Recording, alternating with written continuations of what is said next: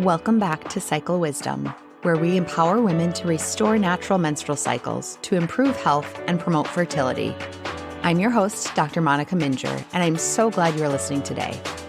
On today's episode, we're going to talk all about fertility devices. Now, there's been a huge explosion of the number of devices that are available out there on the market in the last few years. For the sake of our conversation today, fertility devices will refer to any actual hardware that monitors a fertility sign. So some of them do include a system for evaluating your fertility and other menstrual signs, while others just check to see if a particular fertility symptom is present. Fertility devices include anything that falls into the category of home urinary hormone monitors or strips, fancy thermometers to check your basal body temperature, or even devices that check your cervical mucus for you. I won't be including specific names of these devices today as there are so many out there and the number is growing daily. We will talk through a little bit about my thoughts on utilizing these tools to track your fertility, your ovulation, as well as your menstrual signs and symptoms. We'll also chat a little bit as far as the general price range for some of these devices, as well as determining if these devices are the right fit for you. So let's start off with the story of a client of mine who we'll call Katie. Now, Katie came to see me as a new client who was trying to get pregnant, and as always, I asked her what she was doing to chart her cycle. She said to me, "I am doing all of the things. I have this device at home that monitors my temperature that I wear on my arm overnight. I have a urinary monitor kit that I do daily tests with, and it tells me what my hormone levels are. And even with all of this, I have not been able to get pregnant, even though we've been trying for the past 4 months." I told Katie that I would be happy to evaluate the data that she already had, and then let her know that we would work together to figure out what makes the most sense for her going forward. So Katie sent me all of her information from the data points she had been recording. But even with all of this data, I recommended that Katie would need to start education with one of our instructors to learn an actual charting method. Now, this is so important because the data points Katie had been collecting are like individual letters of a word that give you a point of reference. However, the individual letters don't make much sense and need to be interpreted. Katie was missing that crucial piece of interpreting how all of her data points fit together to make the individual letters into words and then phrases that she could understand to know what was going on with her cycles and her fertility on a daily basis. Through learning an actual fertility awareness method rather than just collecting the data points from her devices, Katie was able to identify nuances with her body that her fertility devices were just not able to track with great accuracy. We were able to teach her how to understand her body's physical biomarkers so she knew what was going on from day to day, as well as having a more clear picture of her overall menstrual health. Over the course of the next few months, Katie was able to more clearly identify exactly when she was fertile, as well as understand why her devices weren't giving her all the accurate data that she needed. Ultimately, we've been able to start on the path to getting some answers for Katie as to what's going on with her cycles. Overall, she is more confident in her ability to track her fertility without the use of the devices, and we have been able to work together to find answers as to why she was having troubles getting pregnant in the first place through her knowledge of her charting and appropriate medical intervention. So overall, my general thought process when it comes to any health monitoring tool, and specifically with any fertility device, is that these devices are intended to be tools. They aren't intended to be a complete method. I would argue that there are no devices out there that can replace what you would learn by learning how to chart your cycles with an actual fertility awareness-based method. Now, there are certainly devices that can help give you data points to chart and track, but they should not be used independently without a deeper understanding of how to interpret those signs in regards to your overall menstrual health and fertility. Now, part of the reason for this, as we had talked about in last week's episode when we discussed different charting apps, is that you need to be able to understand any nuances of a charting method. This is the same as needing to understand the nuances of any device.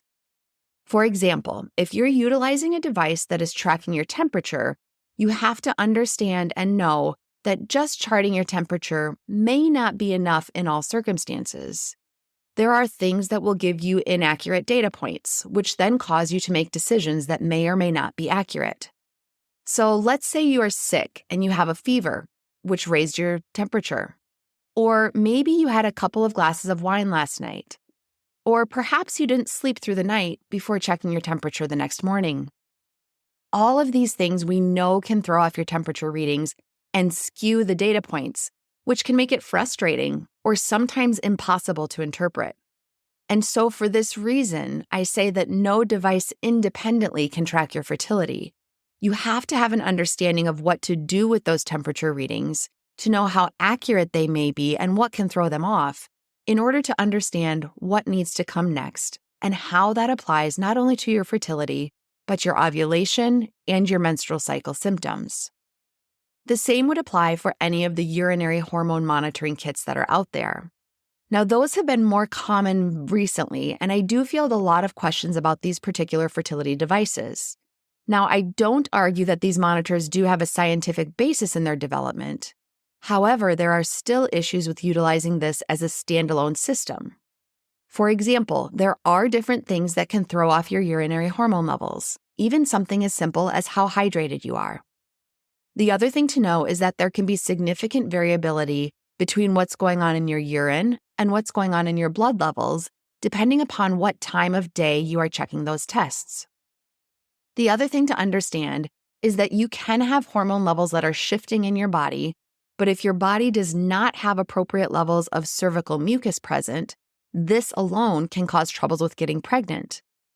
If your intention is to try and achieve a pregnancy, but you don't have cervical mucus present in order to allow sperm to transport to the egg, pregnancy may not occur.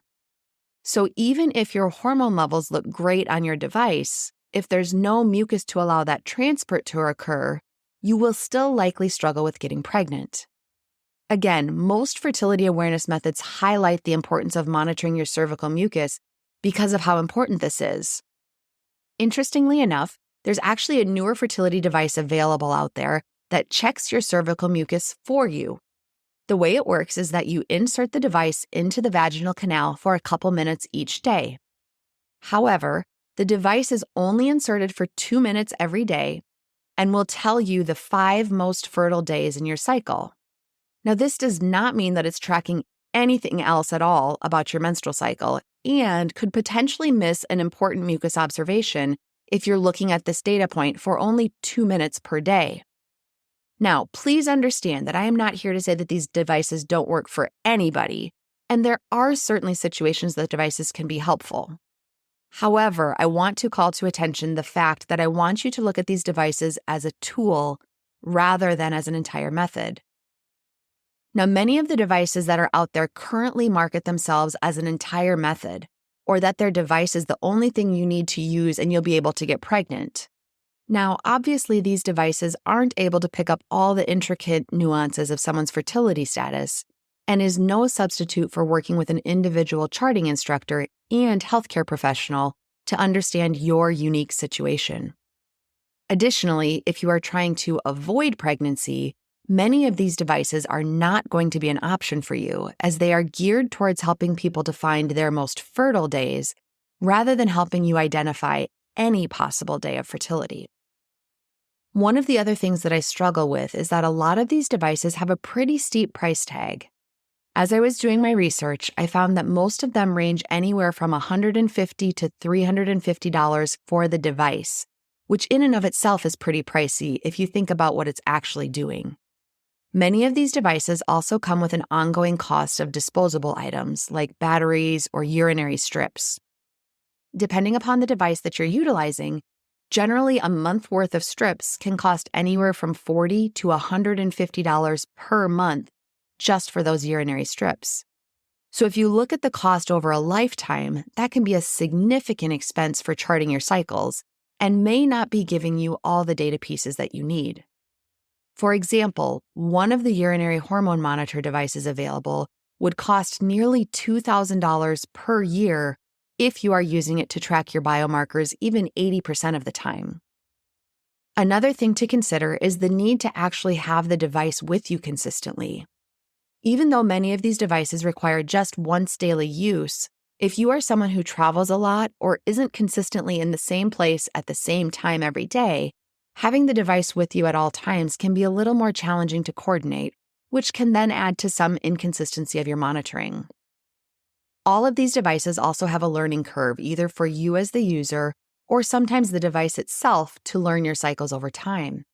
If you don't have an understanding of a fertility awareness charting method to go along with the device, it can be really difficult to utilize your data in a way that is meaningful. Now, I am not saying that people can't or shouldn't use these devices, but I really just want to bring some transparency regarding possible limitations that come along with the use of fertility devices. There may be certain biomarkers that are unique to you as an individual that are going to be more challenging or potentially impossible to monitor with these devices. I do want to call out one particular method that utilizes a specific fertility device, and that would be Marquette method. Now, this method is important to note because Marquette method utilizes a particular brand of device that they have thoroughly tested, and they teach use of this device in conjunction with learning an entire method, which makes it very different from the companies that are out there just selling their products online without the additional educational component. If you've been listening to me for any amount of time, you know that my recommendation is always to learn a fertility awareness-based method for charting.